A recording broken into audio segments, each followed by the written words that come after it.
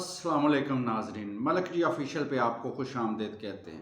आज भी हम हाज़िर हैं कई नए मौज़ूआत के साथ, जिसमें फ़वाद चौधरी के बारे में बात करेंगे, शाह महमूद कुरैशी के बारे में बात करेंगे और अदलिया की जो सबसे अहम पोस्ट है जस्टिस फ़ाइज़ ईसा, उनके बारे में बात करेंगे कि उनका और फैज़ हमीद का टाकरा किस तरह हुआ। फिर कुछ और भी ख़बरें आपको देंगे, लेकिन सबसे पहले जो है वो बात करनी है वो ऑस्ट्रेलियन बैट्समैन मैक्सवेल की है। क्रिकेट की बात ना करें तो ये ज़्यादती होगी। मैक्सवेल ने एक ऐसी इनिंग्स खेली है जिसे इस वक्त यानी कि जितने भी लोग हैं उसे वनडे तारीख की सबसे बड़ी इनिंग्स कह रहे हैं कि ऐसी इनिंग्स वनडे में पहले कभी नहीं खेली गई। यानी कि और भी यानी कि मियांदाद ने भी एक दफ़ा बहुत आला इनिंग्स खेली थी, अब्दुल रज़ाक ने भी बहुत अच्छी इनिंग्स खेली थी, लेकिन इस इनिंग्स को भी वो कह रहे हैं कि ये सबसे अच्छी इनिंग्स है। तो उसमें बात करते हैं मैक्सवेल जो है वो छठे नंबर पे बैटिंग करने आए और उस नंबर पे उन्होंने कपिल देव का रिकॉर्ड तोड़ा और सबसे ज़्यादा रन्स बनाए। फिर वर्ल्ड कप में ऑस्ट्रेलिया की तरफ से सबसे ज़्यादा रन्स बनाए। फिर उन्होंने यानी कि चेज़ करते हुए पहले बैट्समैन थे जिसने डबल सेंचुरी बनाई। फिर पार्टनरशिप उनकी सबसे बड़ी पार्टनरशिप थी जो कि 8वीं विकेट के लिए बनाई गई, और फिर सबसे बड़ी थी कि उनकी यानी कि कह सकते हैं कि इस इनिंग्स को जितनी तारीफ़ें की जाएँ कम हैं। पूरे मीडिया पे इस वक्त की उनकी ये जो उन्होंने बैटिंग की है वो छाई हुई है।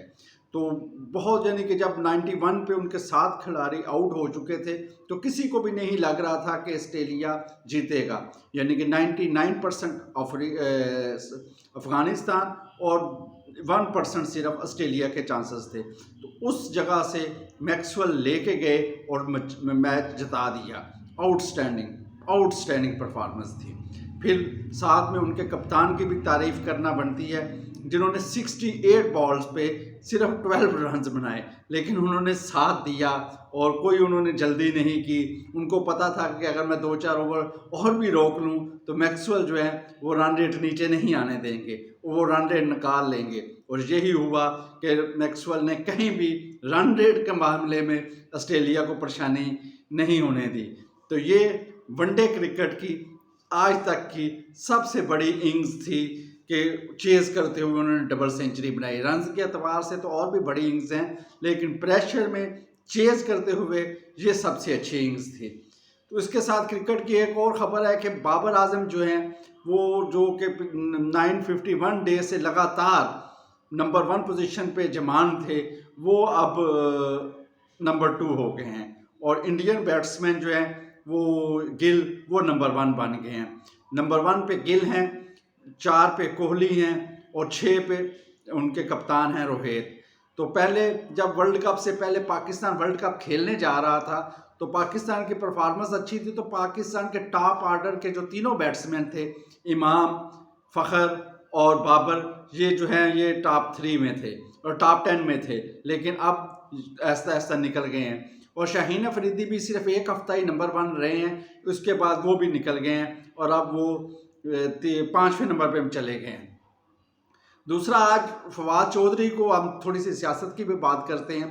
फवाद चौधरी को जो है वो जुडिशल रिमांड पे जेल में भेज दिया गया है। आज वो अदालत में पेश हुए थे, तो अदालत में पेश होते हुए सारा गुस्सा उन्होंने नवाज शरीफ पे ही निकाला और नवाज शरीफ के बारे में बात की। इतनी हिम्मत नहीं कर सके कि जिन लोगों ने उनको गिरफ्तार किया था उनका नाम ले सके। तो उन्होंने कहा नवाज शरीफ अगर इस तरह का इलेक्शन जीत भी जाएंगे तो उसका क्या फ़ायदा है, और नवाज शरीफ को टेम्परेचर कूल डाउन करना चाहिए। काश जब वो हुकूमत में थे उस वक्त भी ऐसी बातें करते, लेकिन हुकूमत भी जो इस वक्त निगरान हुकूमत है, जब तक ये हुकूमत है उस वक्त तक छुरी ऐसी ही चलेगी। बहुत ज़्यादा यानी कि क्या कह सकते हैं पकड़ दकड़ हो रही है। सियासी हुकूमतें इस तरह का काम नहीं कर सकेंगी। तो सियासी हुकूमतों के लिए कुछ ये है कि उन्होंने दिखाना भी होता है, ह्यूमन राइट्स, सियासी कारकुनों के लिए भी उन पर प्रेशर होता है, तो वो शायद इस तरह का काम ना कर सकें। तो निगरान हुकूमत में ये काम बढ़ चढ़ के हो रहे हैं। यानी कि ये इंतहाई क्या कह सकते हैं, ऐसे में आप खुद समझ जाएं कि जो उनके आबाई इलाके में फवाद चौधरी पे एक ऐसा भी मुकदमा दर्ज किया गया है जिसमें ये है कि उन्होंने 30 नवंबर 2020 को कोई 6 बोरी यूरिया کوئی 4 بوری DAP، کوئی میز، کوئی کرسی، اس طرح کی چیزیں بھی چوری کی ہیں۔ تو اس طرح کا کیس بھی اب فواد چودھری پہ ہو گیا ہے۔ تو یہ افسوس ہی کر سکتے ہیں کہ آپ اب معاملات کو اس حد تک لے کے آ گئے ہیں۔ تو نون لیگ اور MQM کا اتحاد ہو گیا ہے سندھ کی حد تک، اور اس میں جلد ہی JUI اور فنکشن لیگ بھی شامل ہو جائے گی۔ اب زرداری کی باری ہے کہ زرداری اب کیا کرتے ہیں، اور پنجاب میں وہ TLP یا PTI کس سے اتحاد کرتے ہیں، اور پھر وہ نواز شریف کو ٹف ٹائم دیں گے۔ تو اب زرداری دیکھیں ان کی سیاسی اگلی چال کیا ہوتی ہے، اور دیکھیں گے کہ وہ کیا نیا نکالتے ہیں اپنی پٹاری سے۔ پھر جیسے کل سارا دن میڈیا پہ میکسویل چھایا رہا، ٹویٹر پہ ہر جگہ پہ میکسویل کی باتیں ہو رہی تھی، تو آج صبح ہی ہوئی تو ایک نئی پٹیشن جو ہے کورٹ نمبر 1 میں لگ گئی، اور ہر طرف جناب جنرل فیض حمید ہونی شروع ہو گئی۔ یہ پٹیشنر تھے، یہ ایک ٹاپ سوسائٹی ہے نیو ایئرپورٹ کے نزدیک، کھربوں کی مالیت کی یہ سوسائٹی ہے۔ اس کے جو مالک CEO ہیں اور نام ان کا قمر معیز حسن ہے، تو انہوں نے یہ پٹیشن دائر کی، اور اس واقعے کا کہ میں تقریباً دسمبر 2017 میں مجھے گھر میں آئے رینجرز والے، ISI کے افسران آئے، انہوں نے میرے گھر سے سونا لیا، میرے گھر سے پیسے لیے، اور میرے گھر سے یعنی کہ اور گاڑیاں لے کے چلے گئے، اور مجھے 6 بندوں کو انہوں نے کڈنیپ کر لیا، یعنی کہ گرفتار یا کڈنیپ، ان کے بقول تو کڈنیپ ہی کیا، اور پھر میرے سسر پہ تشدد، میرے سالے پہ تشدد، مجھ پہ تشدد، یعنی کہ میرا جو چھوٹا بچہ تھا 9-10 سال کا، اس کے بھی یعنی کہ اس پر تشدد کرتے رہے۔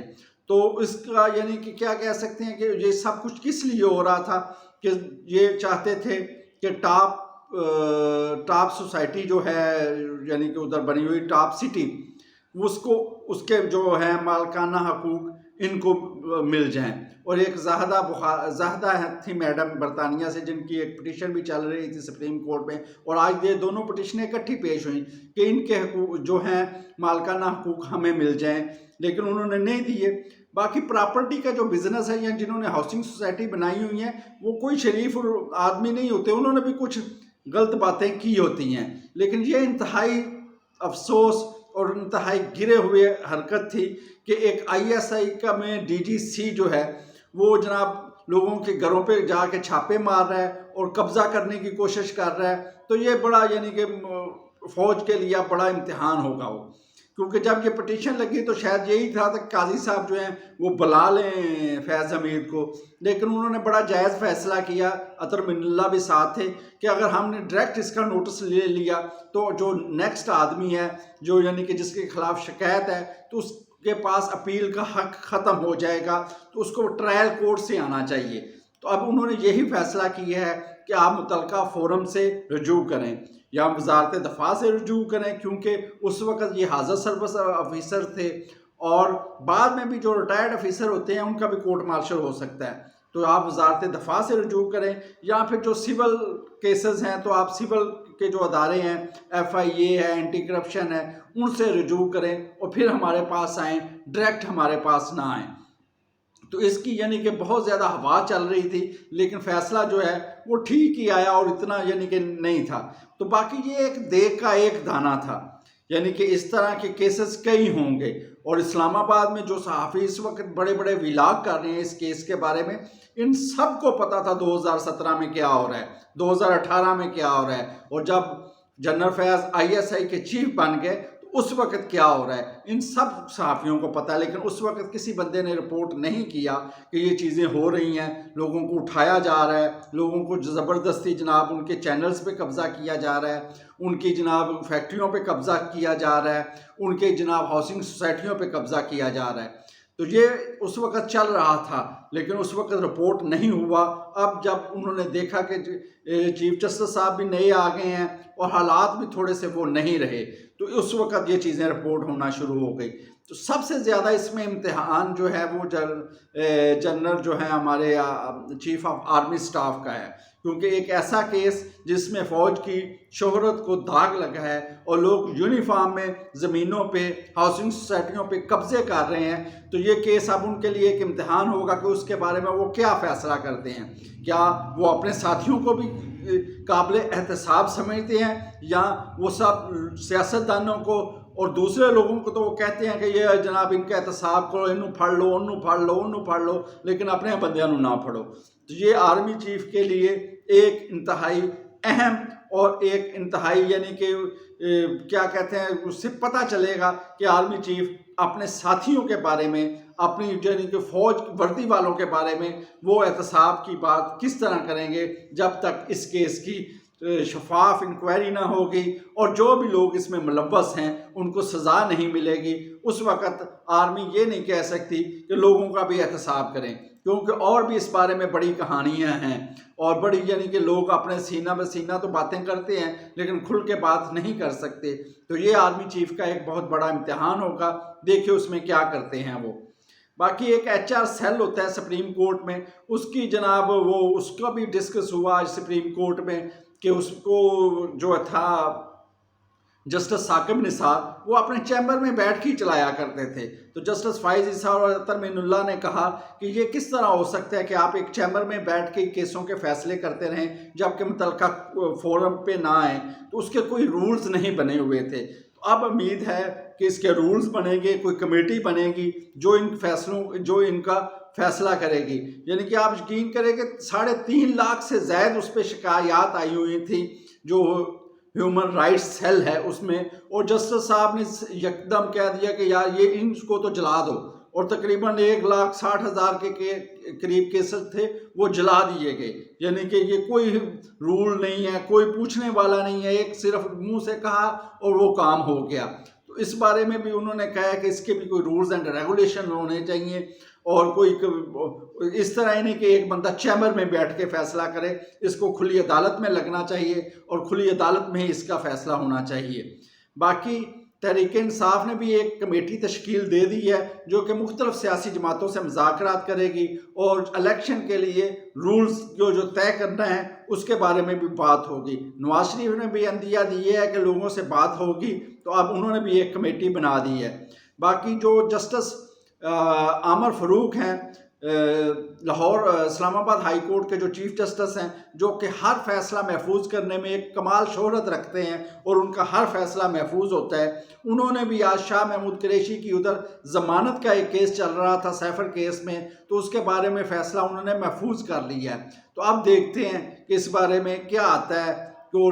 رزلٹ کیا آتا ہے، کیونکہ ان کے وکلاء نے کہا ہے کہ ہم نے کوئی معاملت نہیں کی، ہم نے تو جو چیز تھی وہ